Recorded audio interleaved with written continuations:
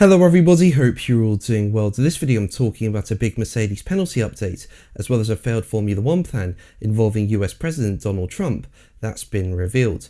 So let's start with this failed F1 plan. Now at the moment F1 is very popular in the United States and is growing a lot, and as a result there are currently 3 US Grand Prix on the F1 calendar. Austin has been on there since 2012, Miami joined in 2022 and Las Vegas came on board in 2023. However, this popularity has not always been the case, with F1 having gone through a period of struggle, and now Alpine team boss Flavio Briatore has said that after the demise of the Indianapolis and F1 deal in 2007, he joined forces with Trump to pitch a new United States Grand Prix to then F1 boss Bernie Ecclestone, with Briatore saying, as quoted by The Race, "Sure, Donald had no idea as well about Formula One, but he's a great promoter.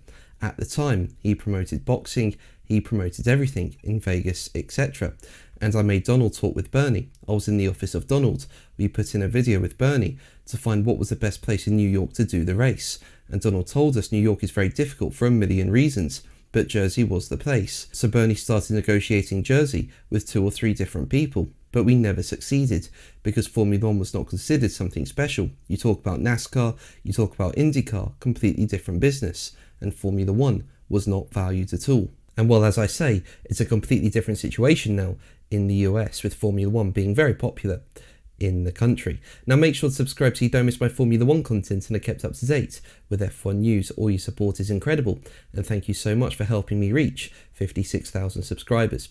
So let's move on to Mercedes, and since the Hungarian Grand Prix there has been talk of Mercedes taking a grid penalty for wanting to go over their allowed power unit allocation, and Mercedes team boss Toto Wolff himself said that while Mercedes do not want to take a penalty, they may have to look at tracks like Monza, because if they do have to take a penalty, Monza would be a good track because it's a track full of straights and plenty of overtaking opportunities. Now GP blogs say that Mercedes deputy team principal Bradley Lord believes 100 or so points have been left on the table thanks to Mercedes' reliability problems.